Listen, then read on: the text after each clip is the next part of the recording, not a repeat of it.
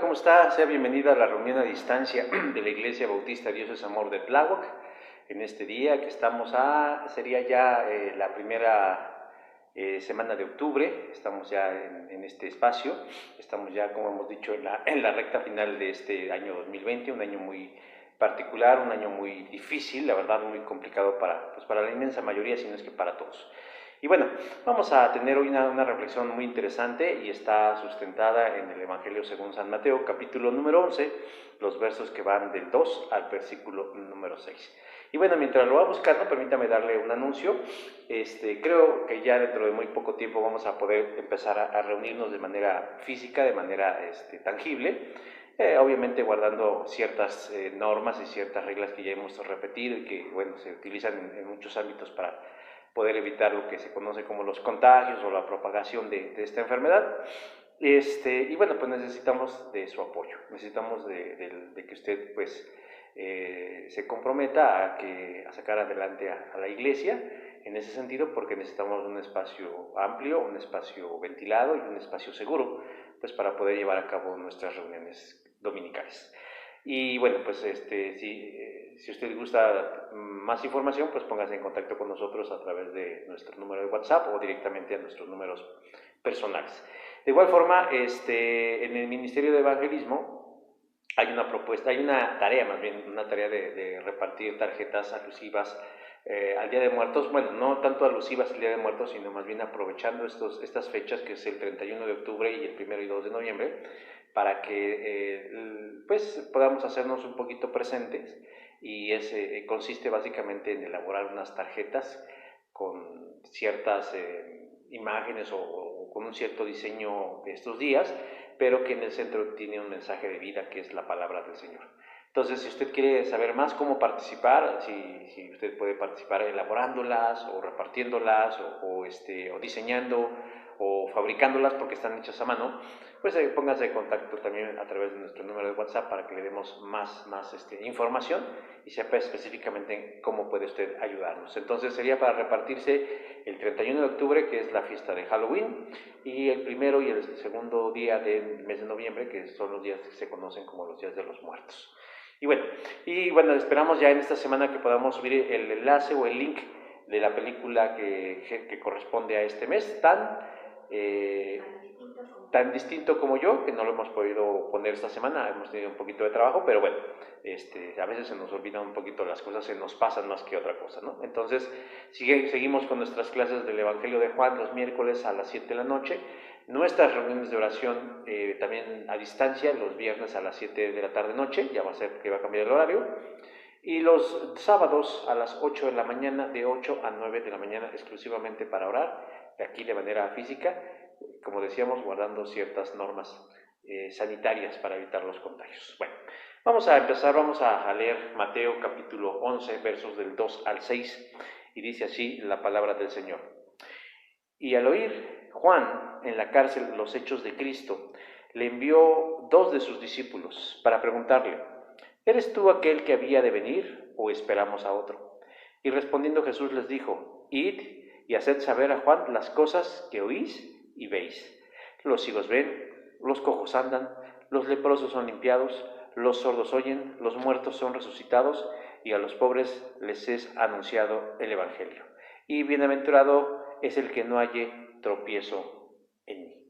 Vamos a orar por esta palabra.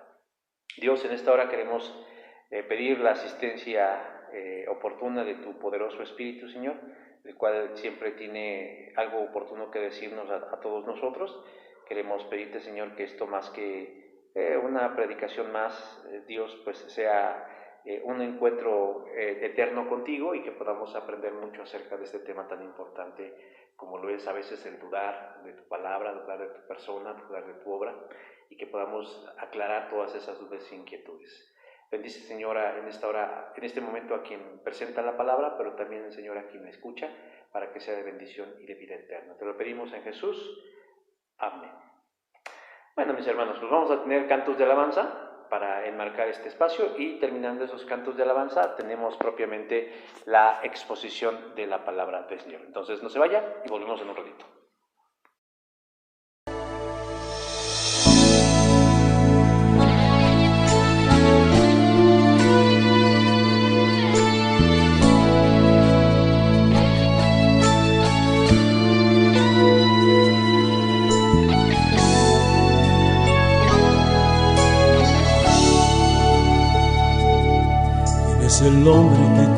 poder en dar sobre el mar. ¿Quién es el que puede hacer el mar callar? En el momento que la tempestad te quiera hundir, Él viene con toda autoridad y manda calma. ¿Quién es el hombre que tuvo poder de hacer a Israel caminar por entre las aguas del Mar Rojo? Hizo un camino en medio del mar para el pueblo de Israel pasar. Al otro lado, con sus pies secos, pudieron cantar el himno de victoria. Cuando no estés frente al mar y lo tengas que atravesar, llama a este hombre con fe, solo Él abre el mar. Hermano, no tengas temor, si detrás viene Faraón, al otro lado tú pasarás y allí tú vas a entonar el himno de victoria. Cada vez que el Mar Rojo tú tengas que pasar, llama siempre a ese hombre que te va a ayudar. En la hora más difícil es cuando Él te ve.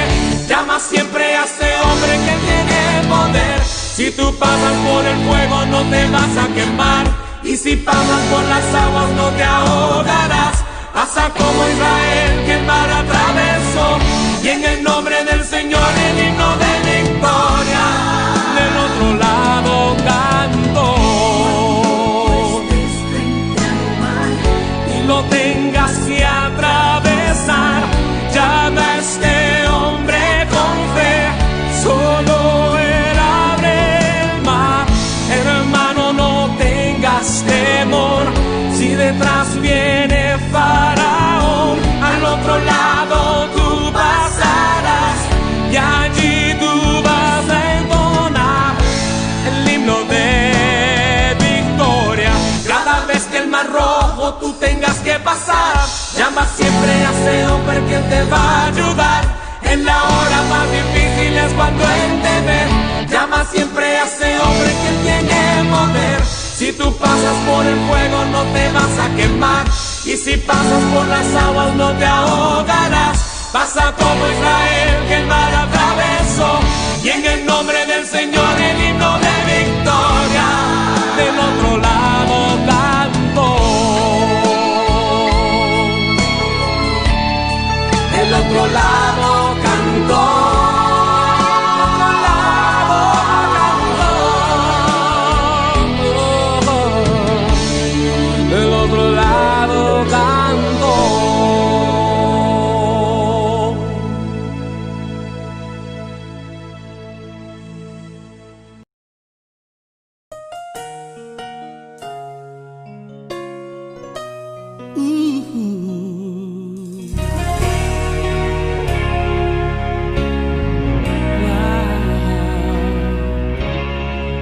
David llamó a Siba y le preguntó: ¿hay alguien de la casa de Saúl quien yo pueda ayudar?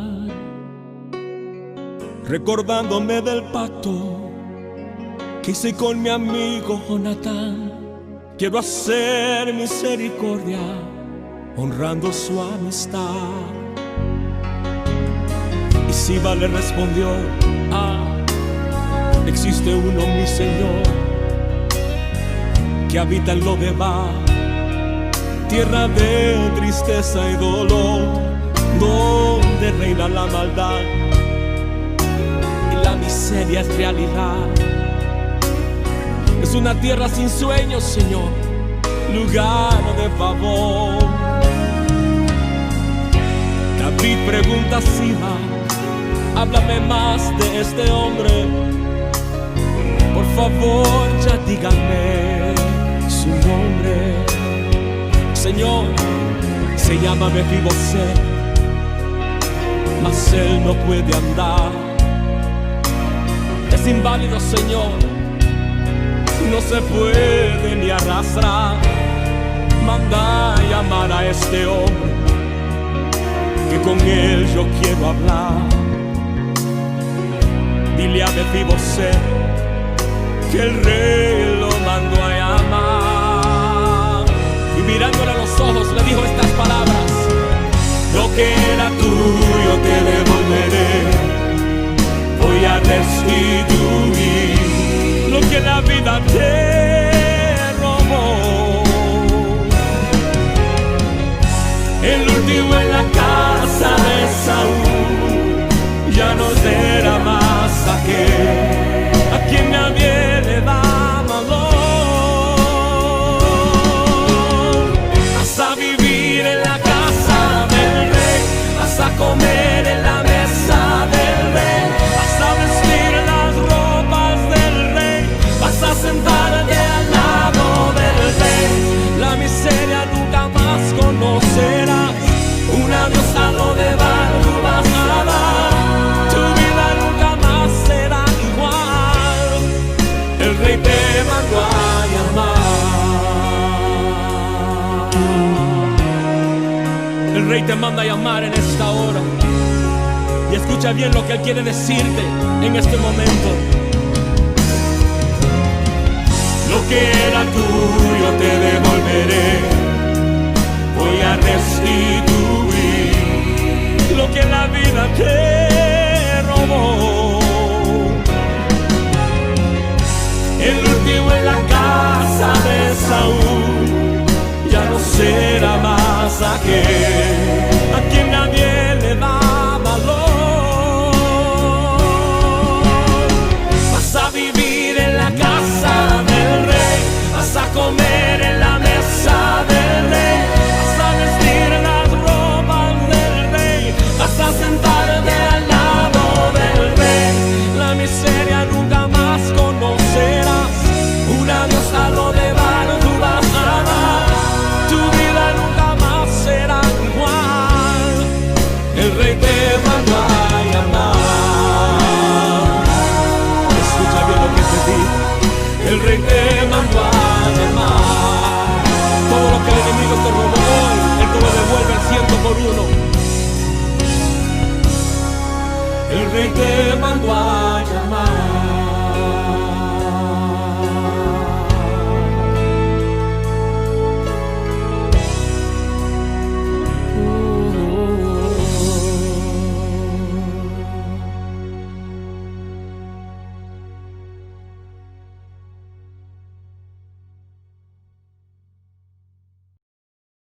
Luego de escuchar estos cantos, vamos a entrar de lleno a la exposición de la palabra. Luego de hablar mucho, un gran maestro llamado Hu Song fue interceptado por dos de sus mejores discípulos, y el primero le preguntó: «Maestro, tengo muchas dudas acerca de lo que nos acabas de enseñar». A esto el maestro respondió: «Aprenderás mucho». El segundo discípulo, que también se acercó, le dijo muy seguro: «Maestro, en lo que a mí respecta, yo no tengo ninguna duda». El maestro Song agachó un poco su cabeza y le dijo: «Tú aprenderás muy poco o nada, porque el que duda busca hasta encontrar, y el que no duda piensa que ya lo ha encontrado todo, y entonces deja de crecer». La incertidumbre de la duda enseña más que la certeza del que cree saberlo todo. La duda nos hace humildes, mientras que la certidumbre nos hace soberbios. «Tiene toda la razón», dijeron al unísono sus alumnos, a lo que el maestro contestó: «Lo dudo». Parece extraño que cuando hablemos o nos refiramos a la duda, podamos encontrar algo positivo en ella. Y esto es porque de alguna manera hemos sido enseñados, o hemos sido educados, o hemos escuchado que pensar en la duda tiene siempre una connotación negativa o inclusive pecaminosa. Es más, se puede decir que cuando uno expresa abiertamente que duda de algo o de alguien, en este caso de Dios, es visto, o más bien es mal visto, o es señalado. No obstante, yo creo que tener cierta dosis de duda no nos hace tanto daño. Porque como dice el maestro Suong de la historia, una pequeña dosis puede motivarnos a la búsqueda y tener una mayor certidumbre. El problema no es que la duda exista, al contrario, es parte de nuestra naturaleza que dudemos, es parte de nosotros, de nuestros genes, de nuestro espíritu, de nuestra mente. La cuestión es que nosotros permitamos que la duda siempre sea en pequeñas cantidades para entonces poder manejarla y guiarla siempre en un sentido positivo, para que nunca la dejemos crecer y se convierta en una franca y desastrosa incredulidad. Por eso es pertinente que nosotros seamos honestos con nosotros mismos e identifiquemos nuestras dudas cuando van naciendo, cuando van surgiendo, cuando escuchamos algo, cuando miramos algo y aceptémoslas sanamente para que entonces podamos encaminarla hacia un rumbo provechoso de encontrar la respuesta. Lo peor que nosotros podemos hacer es autoengañarnos, pretendiendo engañar a los demás, fingiendo que lo sabemos todo o que confiamos en todo. Lo cierto es que cuando nosotros nos aprendemos a manejar bien la duda que nace o que se siembra en nuestras mentes y en nuestro corazón, puede convertirse en una triste, en una lamentable y una pavorosa incredulidad. Como es el caso del procurador de Cesarea de Filipos, Félix, a quien le tocó atender el caso de Pablo cuando éste fue acusado por las cuestiones propias de la religión de los judíos. Félix escuchó la defensa de Pablo, Félix se complació de las palabras de Pablo y es más, podemos decir que inclusive se sintió atraído hacia el mensaje que Pablo predicaba acerca de Jesús. Pero Félix tenía dudas. Félix dudaba, era prudente o pertinente y se iba con pasos cortos en relación a aceptar completamente el mensaje que Pablo le predicaba de Jesús. No obstante, él no tomó una posición positiva acerca de la duda, sino que permitió que creciera, que avanzara como una enfermedad y fue convirtiéndose en una potente incredulidad. Félix estuvo al frente de ese puesto de procuración de justicia por un espacio más o menos de 2 años. Gustaba de escuchar a Pablo y sus predicaciones, pero al final de todo no resultó en mucho, porque ni liberó a Pablo, ni tampoco creyó en Cristo para salvación. Por eso hoy en este día yo quiero que nosotros miremos una parte positiva de la duda.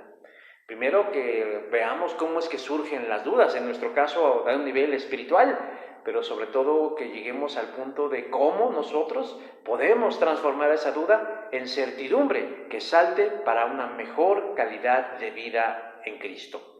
El pasaje nos muestra esas respuestas. Y lo primero que el pasaje nos muestra es que una duda surge generalmente cuando ocurren malas circunstancias. ¿Dónde dice eso? Aquí en el capítulo 2 cuando dice, y al oír Juan en la cárcel los hechos de Cristo.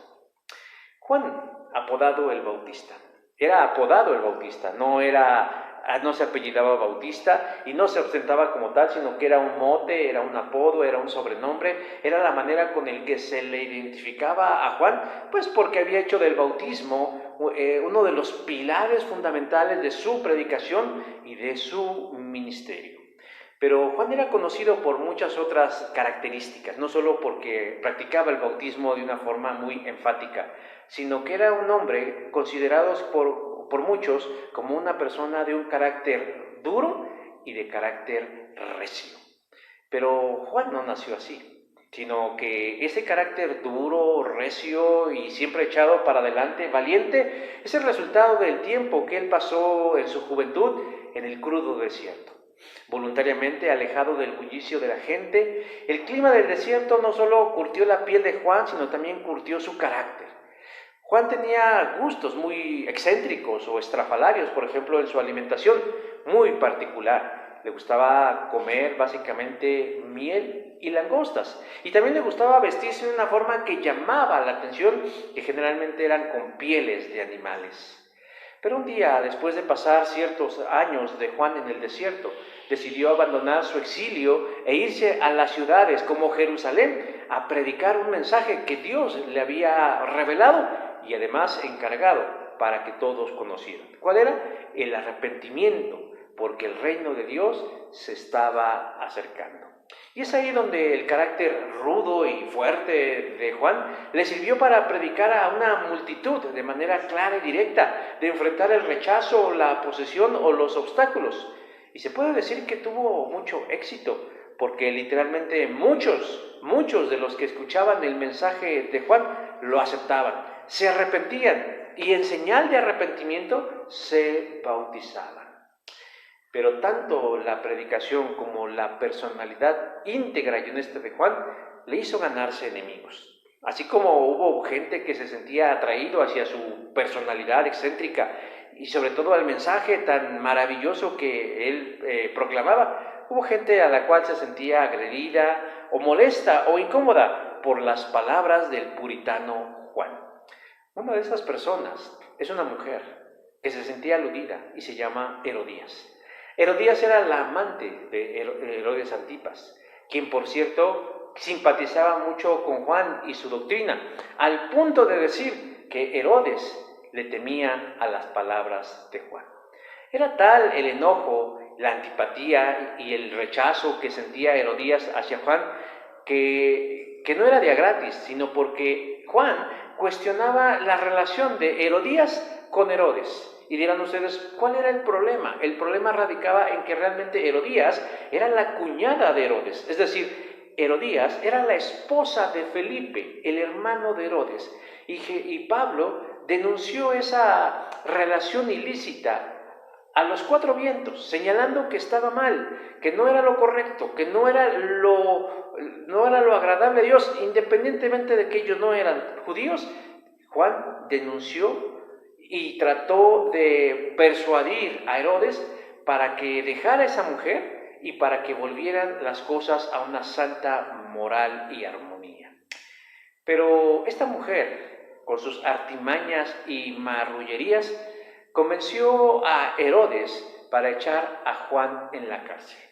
Mateo capítulo número 6, versos del 17 al 20.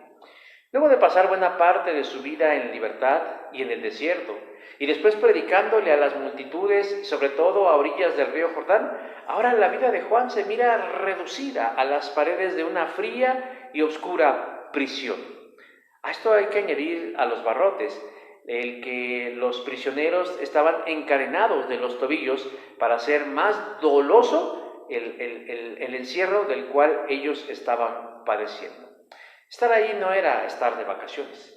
Estar ahí no significaba un descanso o un reposo, sino que las duras circunstancias sirvieron para germinar en la mente y en el corazón de Juan una semilla llamada duda. Porque un día es visitado por dos de sus discípulos, porque todavía le quedaban algunos discípulos.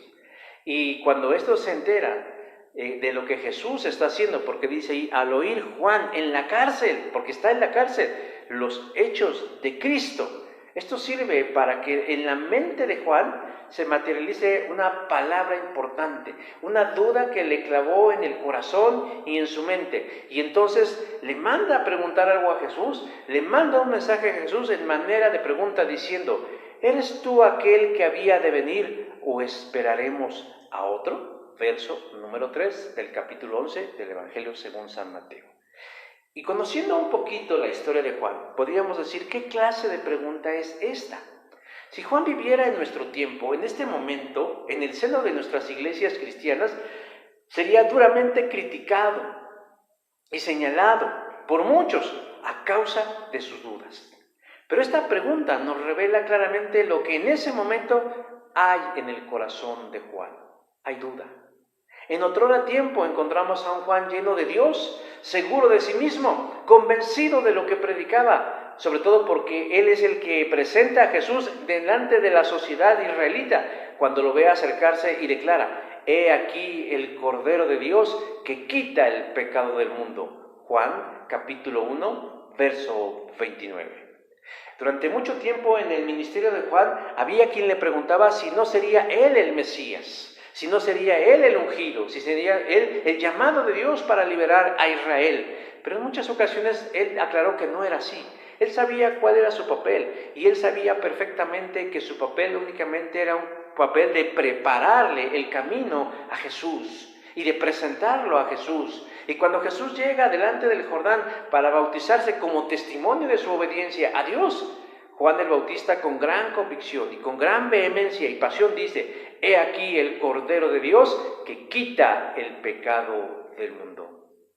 Pero además, Juan es testigo de cómo el mismo Espíritu de Dios desciende en forma como de una paloma en señal del reconocimiento divino. Juan capítulo 1, versos 32 y 33.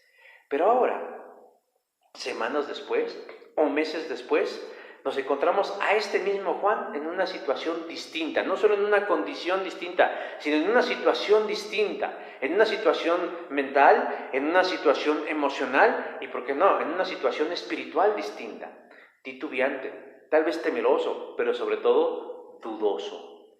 Y sabe, hermano y hermana, no debemos ser duros con Juan, no lo juzguemos tan a la ligera, al contrario, identifiquémonos con él, pues en ocasiones similares como las que atraviesa Juan, cuando no son favorables para muchos de nosotros, en ese momento somos víctima de la duda. Hay que entender los sentimientos de Juan. Hay que saber que si bien para él es un hombre espiritual, él todavía le quedaba un camino por avanzar en cuanto a la revelación de Dios en comparación de Jesucristo. Posiblemente la duda lo asalta.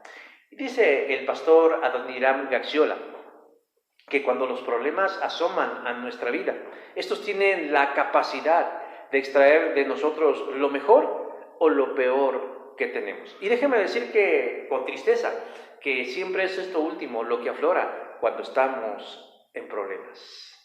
Sacar lo mejor o lo peor que nosotros tenemos.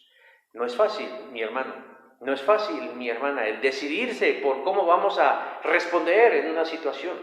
La gran mayoría estamos habituados a responder mal ante una circunstancia de emergencia. No es automático, no es algo que digamos simplemente con que lo pensemos se dé o simplemente con que dejemos que la inercia actúe. No, dicen por ahí que sí es algo que nosotros podemos elegir. Juan se encuentra en una situación difícil, una situación incierta, porque está siendo juzgado injustamente, porque está siendo víctima de las difamaciones de una persona. Le han robado su libertad y ha perdido muchas cosas a raíz de estar en la cárcel. Y no sabe por cuánto tiempo, pero además no sabe cómo o si se resolverá de manera favorable esa estancia en ese lugar. Por eso entendamos, cuando estos discípulos van a visitarle, el que él se atreva a mandarle un mensaje a Jesús preguntándole: ¿eres tú aquel que había de venir o esperaremos a otro? Dudar es humano. Dudar es algo con lo que debemos estar identificados. Cuando nace en nosotros esa duda, no vamos a decir si es bueno o es malo, porque las dudas existen, pero nosotros no podremos avanzar en nuestro crecimiento espiritual si primeramente las negamos o nos autoengañamos diciendo: no, yo no dudo de nada. Es parte de nosotros y Dios puede utilizar la duda para que nosotros podamos conocerle mucho mejor.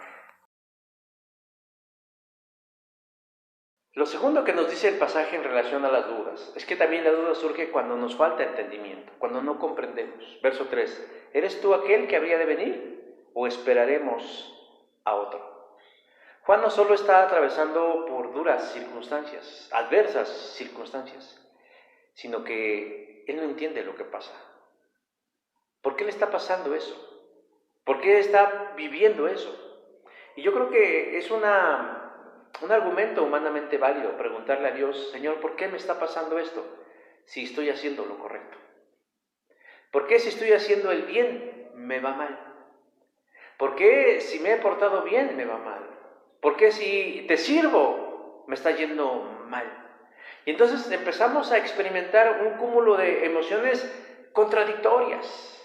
Por un lado, frustración; por otro lado, enojo; por otro lado, tristeza; por otro lado, impotencia. Juan había llevado una vida recta y que había una vida plena, en el Señor, aún desde antes que naciera, porque sabemos que cuando Elizabeth, su madre, se entrevista con María, la madre de Jesús, se nos dice que el bebé fue lleno del Espíritu Santo. Y a partir de ese momento la vida de Juan se caracterizó por un nivel de espiritualidad profundo. Él no solo sería un profeta, él sería además un hombre recto, un hombre justo y un hombre bueno. Durante el tiempo que él desarrolló su ministerio de preparación para la llegada del Mesías, Juan procuró hacerlo todo bien y acorde a la voluntad de Dios. Bueno, como él era nazareo, no se tenía que cortar el pelo, no tenía que beber bebidas embriagantes. Él se comportaba de una manera prístina y honesta delante de Dios. Pero nada de eso parece tener sentido porque ahora él se encuentra en la cárcel. Por decir la verdad, por ser honesto, por ser transparente. Y él no puede entender qué es lo que está pasando. Y entonces decíamos, eso también le añade a este caldo de cultivo un elemento para que surja la duda en su mente y en su corazón acerca de Jesús. Y por eso sin tapujos se atreve a preguntarle a Jesús, ¿eres tú? Porque cabe la probabilidad de que no sea Jesús, el Mesías, el prometido. Y él entonces en su corazón empieza a dudar si no se habrá equivocado, porque él no está viendo ya nada. O sea, en ese momento dice, bueno, yo estoy en la cárcel, después de haber hecho todo lo que Dios me pidió, ¿qué clase de pago puede ser ese? Pero de alguna forma, yo creo que Juan en su humanidad quería ver otras cosas. Quería ver caer el yugo romano, quería ver a la gente en bandada de rodillas ante el Mesías y a los religiosos reconociéndolo como el rey de Israel. Pero no, lo único que está mirando Juan en ese momento son las paredes de su celda, son los barrotes de su puerta y es la vida yéndose de las manos. Pero Juan no es el único que dudaba de Jesús. Ahora sí que aún dentro de la duda hay clases. Los mismos fariseos, los mismos saduceos, los escribas dudaban de Jesús. Los celotes, un grupo revolucionario que buscaba la liberación de los judíos de Roma, también dudaban de Jesús. Tal vez porque estos esperaban cosas distintas, pero dudaban de Jesús. Juan era un hombre de firmes convicciones. Y es difícil imaginarlo en esa cárcel con el tormento de la duda y con el cúmulo de sentimientos, entre ellos el de la desilusión. Pero todo esto sucede porque Juan no entiende que todo forma parte de un plan, del plan de Dios. Su percepción es limitada. Él solamente alcanza a mirar pues desde su propia óptica, porque él cree que a él le tocaría ver pues todo lo que hoy nosotros hemos visto y conocido acerca de Jesús. Y él solamente está viendo un pedacito. Lo que él no sabía es que nunca iba a ser así. Juan no comprendía esto, porque Jesús apenas estaba iniciando su obra redentora. Faltaban todavía muchos meses y algunos años para que todo quedara completado y solo entonces se viera la verdadera bendición sobre todo aquel que creyera en él. Hay que entenderlo a la luz de las palabras de Cristo. Cuando los amigos de Juan se entrevistan con él y le hacen saber el sentir de Juan, Jesús les dice, les aseguro que todavía no ha nacido un hombre más importante que Juan el Bautista. ¿Qué significan estas palabras? Tradicionalmente se cree que Jesús está honrando el ministerio de Juan por encima del de los demás profetas de Israel. Pero no precisamente está haciendo eso, sino más bien lo que está diciendo es que hasta ese momento Juan el Bautista es un hombre, es el hombre espiritualmente hablando más grande e importante que haya existido. ¿Por qué dice Jesús estas cosas? Porque Jesús supo reconocer la fe de Juan. Y porque Juan supo reconocer en Jesús que era el remedio para el pecado de la humanidad. Y que su ministerio había sido únicamente preparatorio para que Cristo desempeñara su ministerio salvífico. Juan tenía plena conciencia en ese momento de quién era Jesús. Y por esta razón Jesús lo identifica como el hombre más importante de la historia. Pero más adelante les dice, pero en el reino de Dios la persona menos importante es superior a Juan. Verso número 11 de la traducción en lenguaje actual. ¿Qué significan estas palabras? Jesús está hablando del reino de Dios y necesariamente nos dice que en el reino de Dios las personas que están ahí, el más pequeño de ellos es más grande que Juan el Bautista. ¿Pero qué significa esto? Que usted y yo, el creyente promedio, tenemos mayor conciencia y conocimiento de Jesús del que tuvo Juan el Bautista. Es decir, nosotros estamos en una condición de privilegio y de honor inmerecido. Nosotros tenemos la palabra del Señor escrita. Y conocemos el comienzo de las cosas y conocemos el final de las cosas y conocemos lo que está entre los dos. Juan el Bautista no tenía esa visión. Juan el Bautista tenía una razón justificable para sentirse confundido, porque él no conocía cuál era el capítulo de lo que se estaba escribiendo en la historia del plan de Dios. Entonces podemos entender por qué Juan se siente así, por falta de entendimiento. Juan dudaba y tenía motivos valiosos para dudar. No tiene el plan completo de la salvación y la gracia, porque todavía Jesús no ha desarrollado su ministerio, porque todavía Jesús no había ido a la cruz ni había resucitado. Eso Juan no lo vio, sino que tampoco lo entendía o lo sabía perfectamente. Pero nosotros sí. Sabemos el final de la película. Sabemos ahora todas esas cosas porque tenemos el Nuevo Testamento. Y esa es una gran ventaja sobre Juan y sobre todos los que le antecedieron a Juan el Bautista. La enseñanza aquí es que cuando las dudas surgen es porque no tenemos suficiente entendimiento, porque no comprendemos las cosas, porque solamente estamos mirando una pequeña parte del mural que Dios está pintando. Pero cuando se trata de los planes de Dios, nos llevará un tiempo entenderlos mejor. Tal es el caso, por ejemplo, del apóstol Pedro, quien en un momento de oración tuvo una visión específica en la que nos dice el escritor que su reacción fue se preguntaba qué quería decir esa visión. Libro de los Hechos, capítulo 10, verso 17. Pedro estaba en la azotea de una casa y de pronto Dios le muestra una visión y él no la comprendió y se preguntaba qué quería decir esa visión, qué tenía que ver con Pedro. Y Pedro no entendía las visiones de Dios, pero ¿las entendió? Claro, porque Dios se las reveló. Una vez pasado esto, él pudo entender cuál era el significado de esa visión porque Dios mismo se la explicó. Asimismo nosotros cuando tengamos dudas vayamos siempre a Dios y preguntémosle y Él nos va a explicar, si bien no con pelos y señales, porque a veces Dios no quiere todavía revelarnos todas las cosas a través de su palabra, por lo menos nos va a dar una palabra que nos dé certidumbre ante las cosas que vivimos. Una vez alguien me llamó por teléfono y me dijo que no entendía por qué le pasaban las cosas que le pasaban. Su esposo la había abandonado, había perdido su trabajo y que se sentía solo y se sentía abandonada. Peor que al principio. Lo que tenía a decirle es que no desechara a Dios por las duras circunstancias, sino más bien que Dios estaba trabajando en su carácter y que Dios quería lograr algo en esta persona. Hermanos, a veces el hecho de que no entendamos algo no significa que Dios no esté obrando, sino más bien Dios siempre está trabajando a nuestro favor.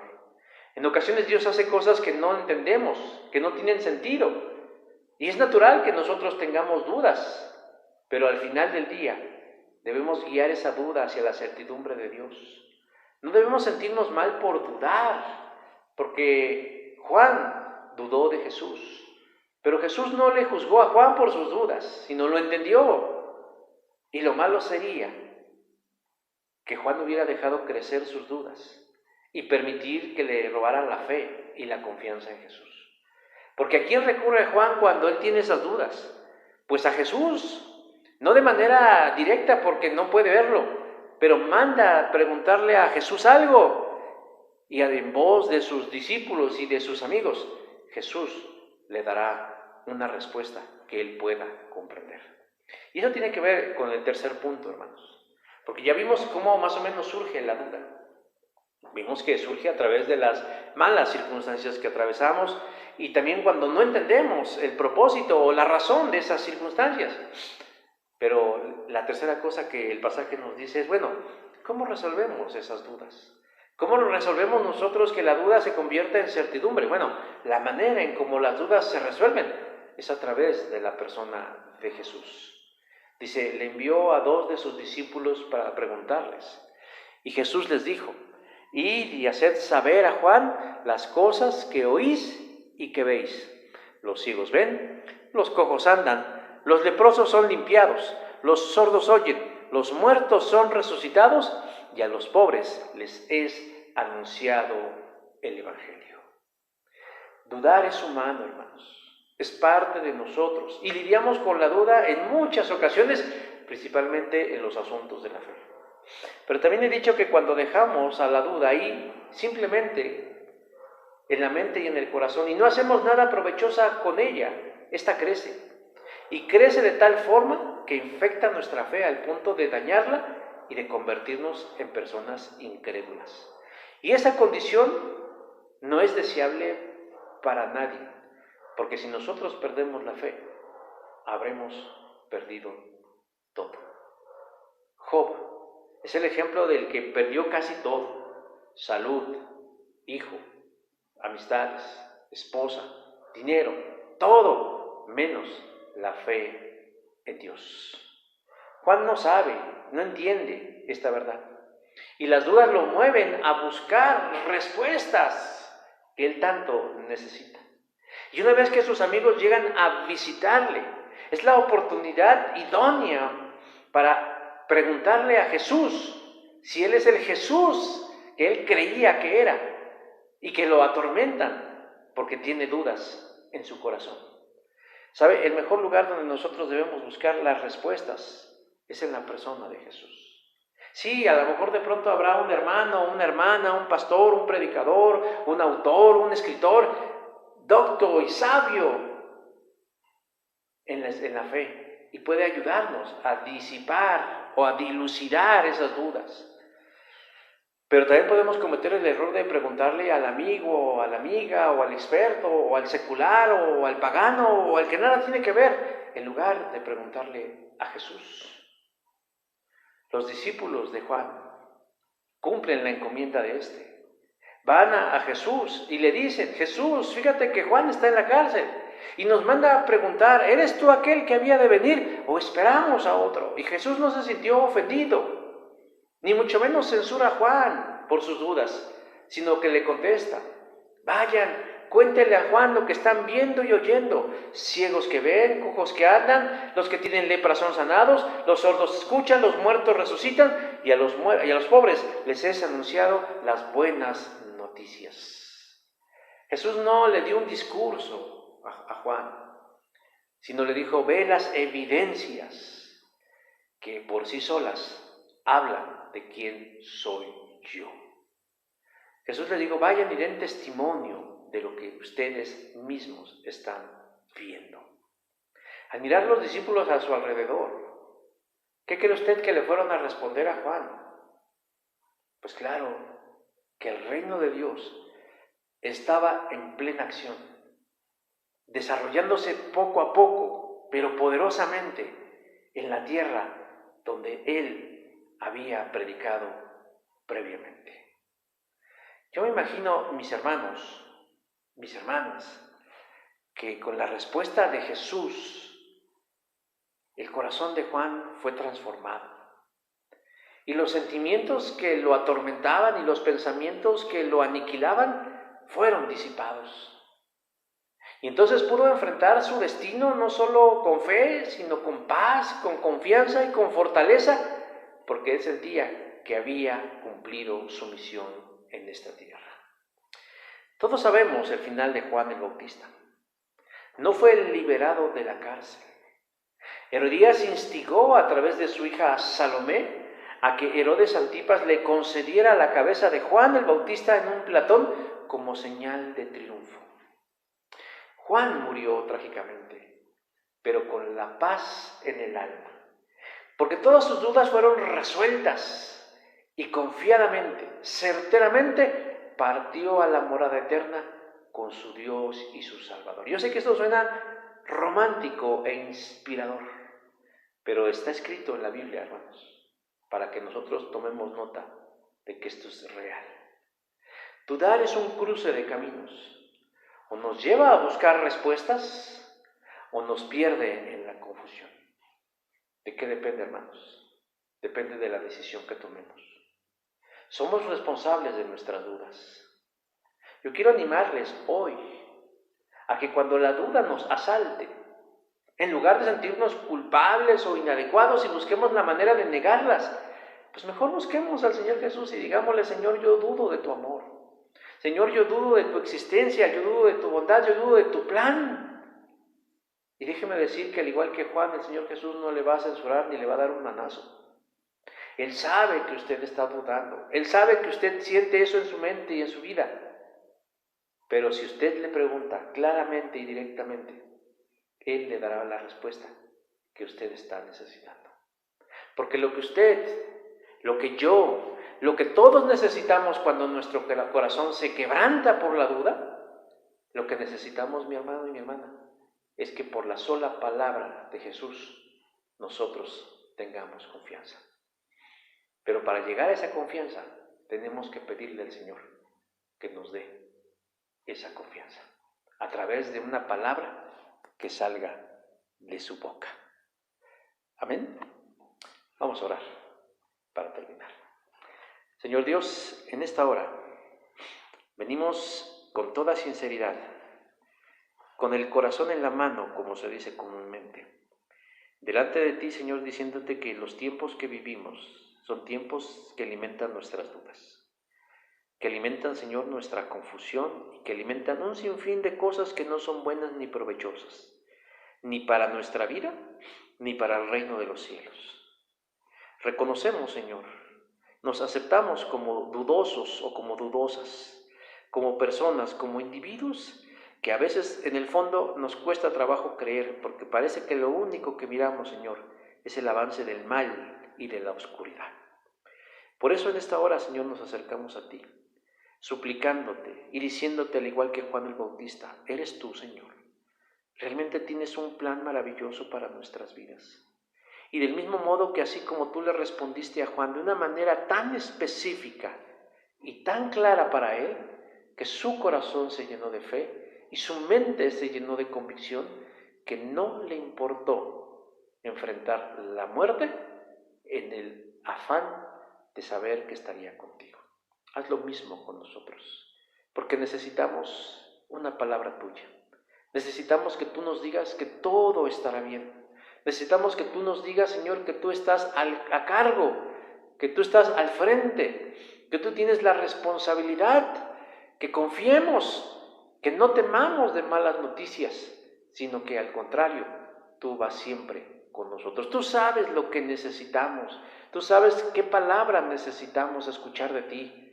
Abre nuestro corazón, Señor, para que entre la luz de Jesús y se disipe la oscuridad de la duda, la oscuridad, Señor, de la incredulidad, la oscuridad, Señor, del miedo, del temor, de la dureza del corazón. Señor, obra en la vida de mis hermanos, de mis hermanas y de todos los que escuchan en esta hora. En el nombre de Jesús. Amén.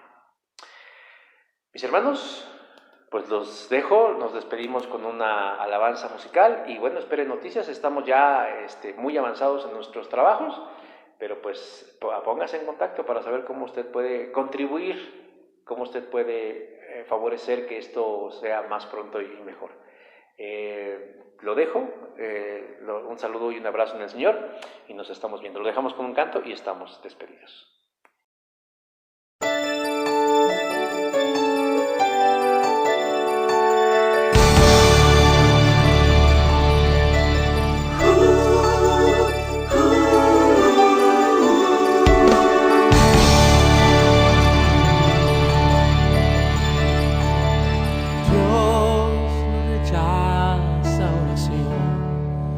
oración es alimento.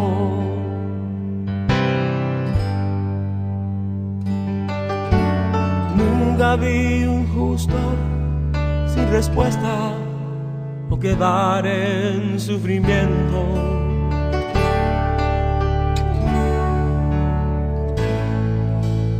Basta solamente esperar lo que Dios irá a hacer.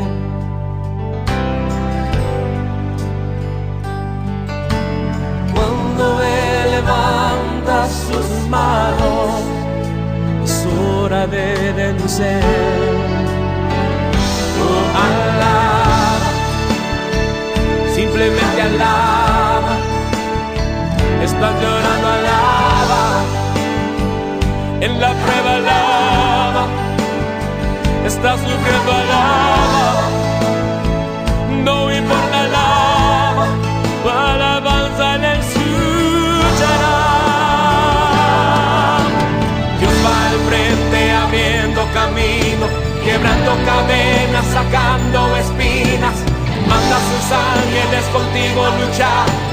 Él abre puertas, nadie puede cerrar. Él trabaja para los que confían. Camina contigo de noche y de día. Levanta tus manos, tu victoria llegó. Comienza a cantar y alaba a Dios. Alaba a Dios. Alaba a Dios. Alaba a Dios. La gente necesita entender lo que Dios está hablando.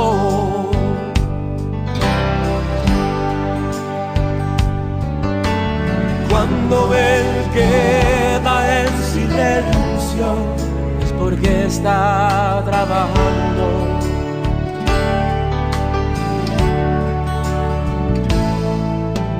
Basta solamente esperar lo que Dios irá a hacer.